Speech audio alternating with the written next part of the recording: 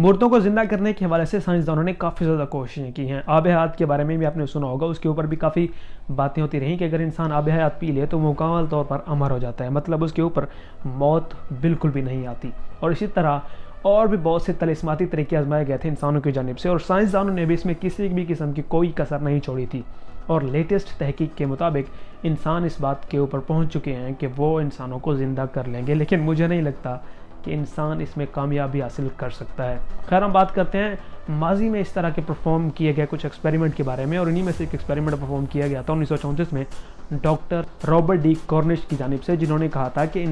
زیادہ تر جو انسانوں کی موت ہوتی ہے وہ ہارٹ اٹیک کی وجہ سے ہوتی ہے, اور اگر ہم کسی طریقے سے انسان کے جو ہارٹ اٹیک ہے اس کے اوپر کنٹرول کر لیں, یا پھر بلڈ سپلائی کیونکہ رک جاتی ہے ہارٹ اٹیک کے دوران, اور اگر اسی بلڈ سپلائی کو, خون کی سپلائی کو ہم بحال کر دیں تو انسان کو زندہ کیا جا سکتا ہے. اور 1934 میں ان کی یہ جو تھیوری تھی وہ کافی حد تک فیمس ہوئی, کافی زیادہ سائنسدان اس بات پر یقین کرنے لگے کہ اگر ہم بلڈ سپلائی کو دوبارہ بحال کر دیں تو انسان بالکل زندہ ہو سکتے ہیں. اس ایکسپیریمنٹ کو پرفارم کرنے کے لیے سائنسدانوں نے اپنے لیبارٹریز کے اندر کچھ مردوں کو جمع کیا اور ان کو خون کو پتلا کرنے والے انجیکشن لگائے, تاکہ خون کو پتلا کر کے اس کی سپلائی کو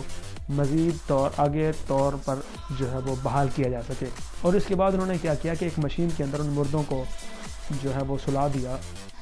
یا پھر مردوں کو رکھ دیا, اور اس مشین کو گھمانا شروع کر دیا تاکہ انسان کو حرکت دی جا سکے, اور جو مردے ہیں وہ دوبارہ ان کی بلڈ سپلائی بحال ہونے کی وجہ سے وہ زندہ ہو سکیں. اس ایکسپیریمنٹ کو کئی مردوں کے اوپر پرفارم کیا گیا, کئی انسانوں کے اوپر اس کو پرفارم کیا گیا, اور کوئی بھی انسان اس کے اوپر اس ایکسپیریمنٹ میں زندہ نہ ہوا, اور ہوتے بھی کیسے, یہ تو ایکسپیریمنٹ کبھی کامیاب ہو ہی نہیں سکتا. لیکن سائنسدانوں نے اپنی کوششیں جاری رکھیں اور پھر اس ایکسپیریمنٹ کو جانوروں تک لے گئے. پھر اس کے بعد 5 کتوں کے اوپر اس ایکسپیریمنٹ کو پرفارم کیا گیا, اور بالکل اسی طرح سے پرفارم کیا گیا جس طرح انسانوں کے اوپر اس ایکسپیریمنٹ کو پرفارم کیا گیا تھا, جن میں سے پھر حیران کن طور پر ایسا ہوا کہ 2 کتے زندہ ہو گئے, اور سائنسدانوں کو یقین ہو گیا کہ وہ تو اب ایکسپیریمنٹ مکمل طور پر کامیاب کر چکے ہیں اور اب وہ انسانوں کو بھی زندہ کر سکتے ہیں. لیکن کچھ ہی لمحوں کے بعد جو 2 کتے زندہ ہوئے تھے وہ دوبارہ مر گئے. لیکن سائنسدانوں نے ہار نہ مانی اور انسانوں کے اوپر اس ایکسپیریمنٹ کو دوبارہ پرفارم کرنے لگے, لیکن ایسا وہ کبھی کر ہی نہیں سکتے تھے اور نہ ہی وہ کبھی کامیاب ہو سکتے تھے, اور دوبارہ سائنسدانوں کو منہ کی کھانی پڑی اور وہ دوبارہ اس ایکسپیریمنٹ کو پرفارم کرنے میں ناکام ہو گئے.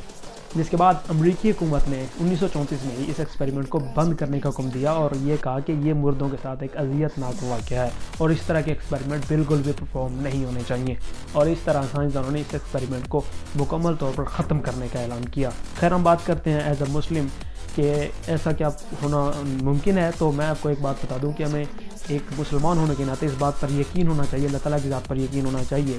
کہ اللہ تعالیٰ نے ہمیں قرآن مجید میں بالکل صاف طور پر بتا دیا ہے کہ جو بھی زیرو زمین کے اوپر آتی ہے اس نے ایک نہ ایک دن مرنا ہے. کوئی بھی چیز اس دنیا میں امر نہیں ہے, اور ہم بھی ایک نہ ایک دن قبروں میں جا سوئیں گے, اور اللہ ہماری مغفرت فرمائے. آمین. اللہ حافظ.